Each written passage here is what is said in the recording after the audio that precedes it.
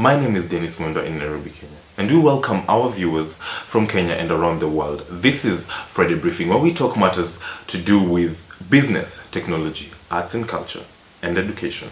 But first, in the headlines. Finland investigating the role of SS volunteers during Holocaust. France, a timeline of terror.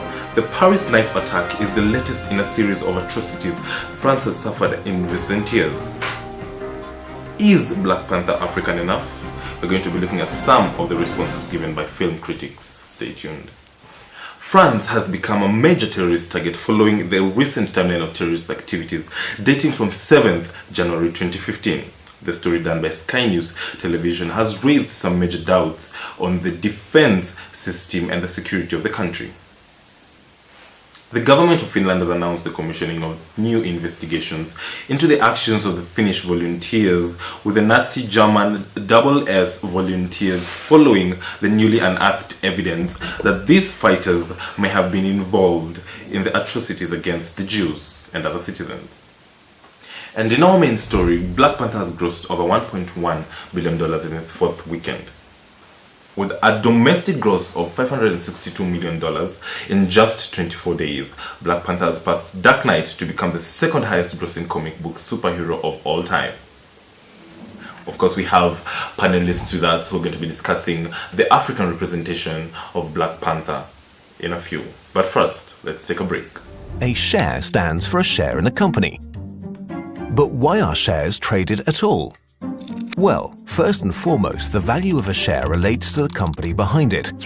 If you think of the value of the company in terms of a pizza, the bigger the overall size of the pizza, the bigger every piece is. Of course, you can join us in our social media platforms to keep the conversation flowing. On Twitter, find us at Friday Briefing /RTTV. On Facebook at Friday Briefing /RTTV. Our SMS line is 22032 22032. Of course, the hashtag is Black Panther or hashtag Wakanda.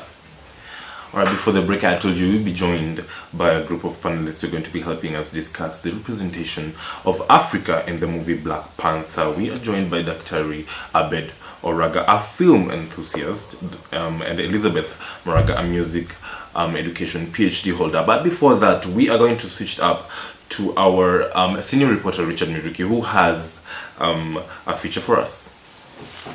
Black Panther has grossed over $1.1 billion in its fourth weekend, with a $562 million domestic gross in just 24 days. Black Panther has passed The Dark Knight with $534 million in 2008 to become the highest grossing comic book superhero of all time in North America, behind only The Avengers with $623 million. That makes Chadwick Boseman America's mightiest hero, and it's just a matter of time before T'Challa's solo adventure passes the MCU team-up epic in domestic grosses to become the biggest superhero movie ever. As we all know, Black Panther takes place in the fictional African land of Wakanda, but most of its leads weren't born on the continent. In addition, moviegoers have boasted about their plans to wear elaborate African garments when they see the film. This has led to renewed charges of appropriation by some African continentals against black diasporic people, and counter charges of bigotry toward black diasporic people by African continentals. But in the words of Hove, in his admittedly problematic 444 single, nobody wins when the family feuds. But with all this said, exactly how African is Black Panther? Alright, that was a piece done by our senior reporter Richard Miruki, and he is joining us live from the other side of the studio, trying to interact with him concerning his research on Black Panther. Richard Miruki, how are you doing this morning? I'm doing very well, thanks. So let us first start by answering the question. Do you think Black Panther is African enough? I wouldn't say it's African enough because one of the things I noticed in the movie was the soundtracks were being controlled by Universal Studios, which is also has its own record label. So they're using it as a way to promote their own artists who aren't African at all. So that is an issue because they weren't using any African content, as well as most of the film was actually not based in Africa as well. We only see like glimpses of the actual Africa that they portrayed would be Africa today without colonization, basically. Alright, let's talk about the music. Do you think there is 100% representation in terms of the soundtrack and what it represented? Remember, this is an album that was produced by a hip hop artist, and it has no sound of Africanization in it. So it brings us to a perspective of us questioning the representation of Africa. Give us your take on the representation of Africa in the music bit of it. While on the subject of music, I wouldn't totally say that it wasn't 100% African, because some parts of the movie they actually portrayed an African dance, which I could say is authentic. So in that part they got it right. You know, obviously there's when people that are making the movie are American, they tend to get some inaccuracies and certain things wrong that aren't how they are on the ground. You expect that. The soundtrack album, it was released by Hollywood Records under Universal Republic, and which was produced by Kendrick Lamar. He's black, of course we're going to acknowledge that, but he's never been in Africa to that point where we'd actually know the sounds. It's been quite controversial in terms of us limiting the terms of putting our music out there and using our artists as Africans. How do you think, in terms of contemporary music, in terms of hip hop, in terms of African representation, how do you think this album met the standards? Well, now we have major players in the game who are actually black now. Because obviously, when a movie like this that grosses so much, these main actors that we saw they don't just end after the movie. After that, there will be a sequel, and another, and these people will be the people we'll see. So yeah, this is just a start. Obviously, we're going to see much more of these actors, and not just in this film, but others. And hopefully, it leads to a level playing field between Native Americans and African Americans. Of course, you can join in the conversation to our social media platforms. As I said earlier, our Twitter handle is at FridayBriefing/RTTV. Our Facebook is FridayBriefing/RTTV. Our SMS line is 22032. 22032. Of course, you can use the hashtag Black Panther, hashtag Wakanda. Of course, we are joined by a group of panelists. Dr. Yoraga, a film enthusiast. I'd introduced him before. Dr. give us your take on, or your position on whether you think Black Panther is African enough. I think so, because it was celebrated, and it kept we black people at a position where no one had thought we will ever reach there at this time of the century. So I think it was a step towards the right direction. Dr. Before moving further, we'd like to switch it up to Elizabeth Muraga. I introduced her earlier in the show. She is a music education PhD holder. Give us your take on whether you think Black Panther has represented Africa to its fullest, and give us a reason why you take that side. To that I would say yes and no.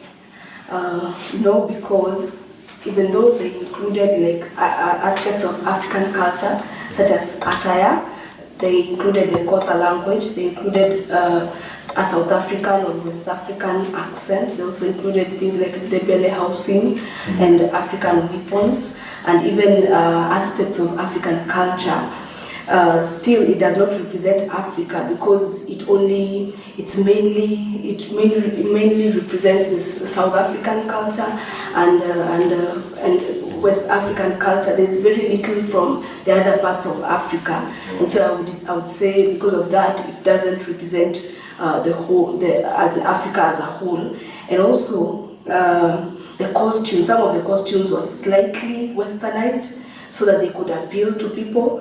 Like for instance, you'll find that even though the Dora Milaje attire was, they used, as in it looked slightly African because they borrowed the beadwork from the Maasai community. There's a way in which it looked more Western, because the one who, even the costume designer, the one who was designing those costumes was an American. So she only borrowed from the African culture, but she put her own style to it.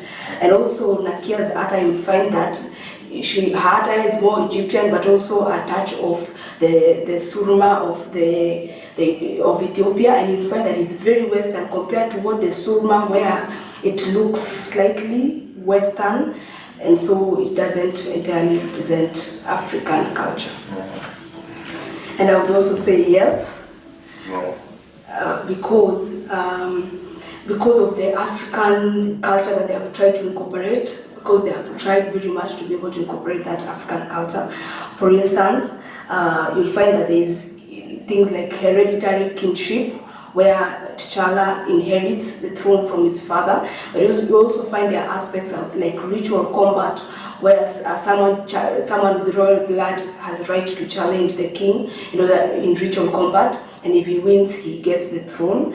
You'll also find aspects such as scarification, and scarification is a very important part of African culture because it represents, it can be a mark of beauty, it can be a mark of identity. For Killmonger, it represented the people that he had killed.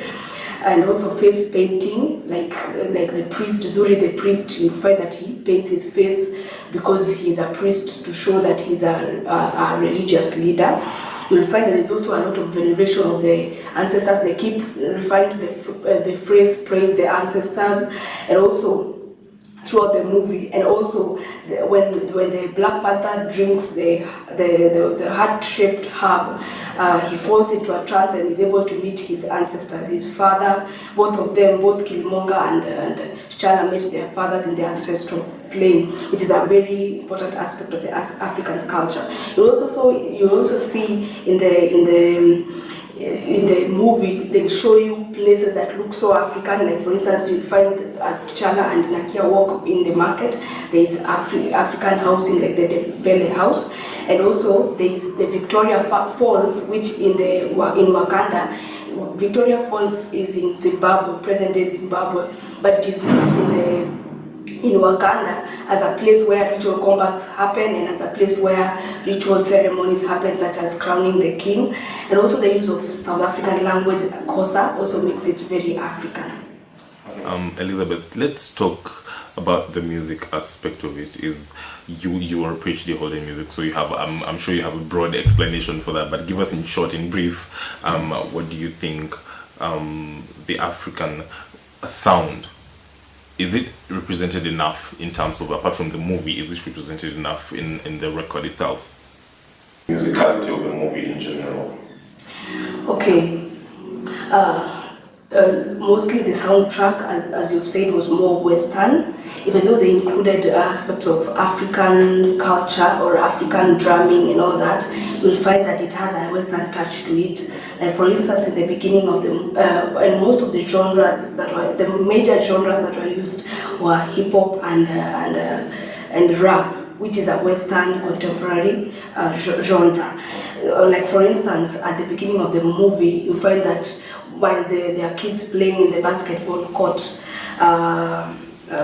before the King T'Chaka in his youth goes to meet his brother Njobu and all that, you'll find that there's a song that is played called In the Trunk. That song basically talks about not bowing down to the white folk.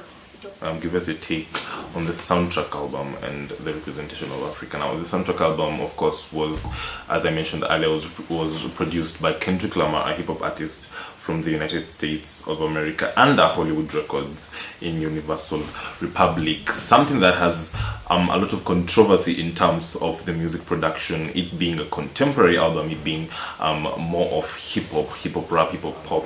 How do Africa was represented in so many aspects of the movie, from the cast, which majority were black, Then music, you could hear like drums from Senegal. Before the main music was brought in, you could hear a flute somewhere. The costume too was also African, see Maasai, Ethiopian and all that. Setting, they really tried.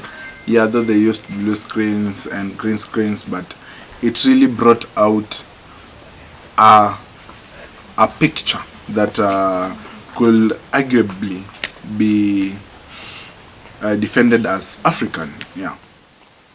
All right, ladies and gentlemen, thank you so much for taking your time to be with us. Of course, we're going to be reading some of your feedback of viewers on our social media platforms in a few.